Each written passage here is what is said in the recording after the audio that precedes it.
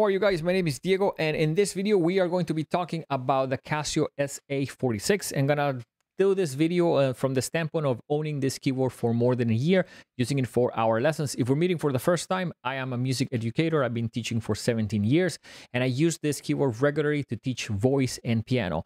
And if you are a student of either of those, stay tuned to the end, which I can tell you specifically why we would recommend this product for some people, but not for other ones. So let's talk a little bit first about the build. The keyboard is really well built. It's almost built to be a little bit abused, in my opinion, which is great because probably a big target market for this keyboard is people that are young.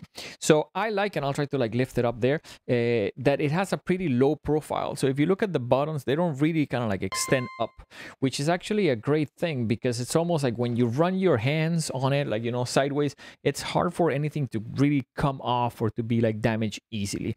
Now, of course, you don't want to particularly be just extra rough on it for no reason, but it is a keyboard that I feel like is designed to be used by students that are not necessarily going to take the best care of it. So I have used it always with batteries. There's a feature that I really like about it, that it turns itself off. I don't know exactly the amount of time, but I think it's probably like a little bit 3 or 5 minutes. So when you don't play it, it turns itself off. Great, because it conserves power and you don't have to be changing the batteries all the time. You can buy an adapter for each, which I haven't done. I run it with the AA batteries. I think it's 6 of them, and I have had it for a while. I think I replaced the batteries once. So I like the sounds.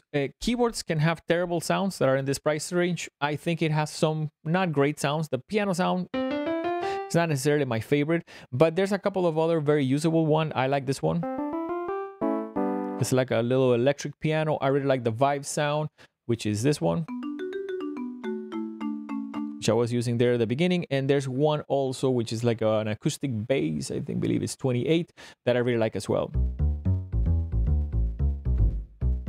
So when you're learning how to play piano, you need 3-4 usable sounds and kind of like stick to them, not necessarily choose the songs that are really like abrasive. So it does have multiple sounds that I think are perfect for beginners.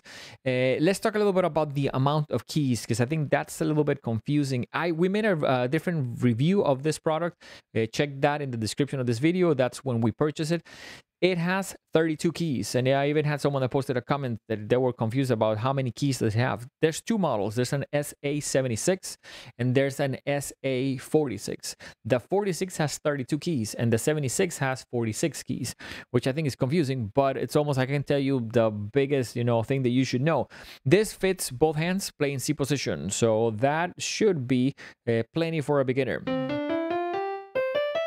So if you can place your hands there, that gives you 10 notes that you can definitely start learning piano, start learning basic songs. Now, one thing about it, and I have a keyboard here off the shot that you cannot see, when I play these notes, they are actually a little bit higher than where my hand would normally go on a piano. So the notes is almost like the keyboard is little and it's a little bit, let's say, to the right side on a piano. So the notes are a little bit high. Now, do we need 12 more keys that would bring the SA-76 if you purchase that one? Yes and no. If you're a beginner, if your child is under probably 8 years old, 7 years old, this keyboard for the very beginning, I think, is more than plenty. The problem is, if you like, the child likes piano, you probably will need to replace it. So between this one and the SA-76, I think the same thing would happen. It's almost like if the child really likes it, later on you probably want to buy a full-size keys that has 61 keys. But for the very beginning, I think this might save you a little bit of money, and as a parent, give you a gauge of like, okay, you know, let me give him this to see if he kind of really likes it. So also, and I'll talk a little bit in a second about that, is this can be a great option for voice students, and I'll tell you in a second like how do I use this keyboard specifically for voice classes. Now, when it comes to the beats, same as we were talking before, there's like a lot of beats that I don't particularly love. The one that I was using there before, I like it. It probably has a handful of beats that I like, that I feel like usable. And one thing that you can do is change the tempo on them. Now, when you press the tempo, it decreases or increases by a lot. So it's almost like you have almost this bracket. So if I press that, let's say 6 times, it goes substantially faster. But that's kind of like probably like to be expected in this price range. You know, you're getting a keyboard that I think needs, you know, 3 or 4 beats, 3 or 4 sounds, and you can get started with that. One thing that I don't particularly like, it has songs that you're supposed to be able to learn with it. I don't think that's usable. I don't understand it. As a music educator, it's a little bit confusing. What are you supposed to do?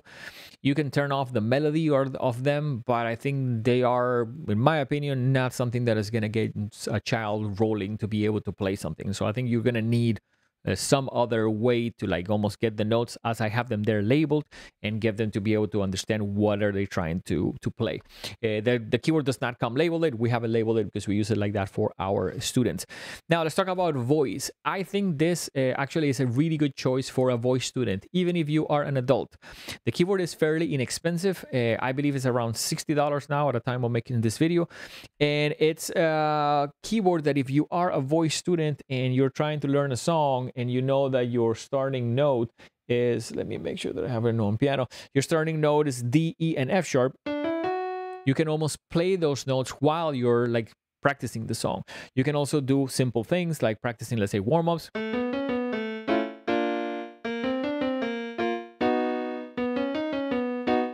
So I think for a voice student that should be practicing standing up, that should have a way to pluck notes out of a piano, it's a great option to be able to put it on top of a table, put it on top of a chair, and every now and then, oh, okay, like the notes that I'm trying to sing are this, or I'm having trouble with this pattern. So for voice, for this price point, I think it's actually a really good thing. And the keyboard is actually tuned properly. Some of the keyboards in this price point are not really tuned properly. So it's almost like if you put them with a guitar or with another higher end piano, they're not in the same note. This one is. So as a piano student and as a voice student, it can help you develop a good sense of pitch directly. So let me see what else I have there in my notes here.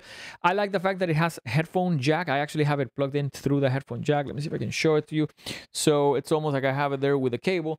And the headphone jack actually is fairly powerful. And as a parent, I can tell you it's, I understand when someone's making a lot of noise, sometimes you're going to need a break. If you have headphones, you can give your child headphones and they can keep on playing and entertaining themselves with headphones without making a ton of noise.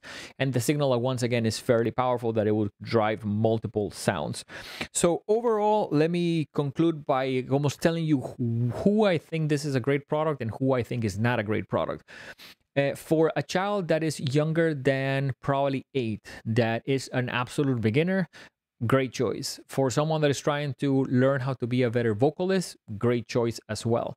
If you don't have a piano, or if you're not going to get a piano app on, let's say, on an iPad, I don't think this is a great choice for someone that really likes music and that is almost excited to learn piano long term. This is almost like an introduction instrument. If they really like it, they're probably going to need a full-size 61-key keyboard. But as a parent, as a way to spend the least amount of money so you can get something to check if your child is going to stick with it, I think this can absolutely be a good option. You're probably going to have to find some resources into what to learn on it, but that is something that you can even do. Check our description here on the link of for this video, and we'll give you, we have a free course that you can potentially take for free, so that way you can get rolling on something like this. So with that said, I truly hope that the video was easy to follow along and to almost like let me know if you have any questions about the product. I like the product. It's I think products are designed for a very specific need and very specific almost like person in mind.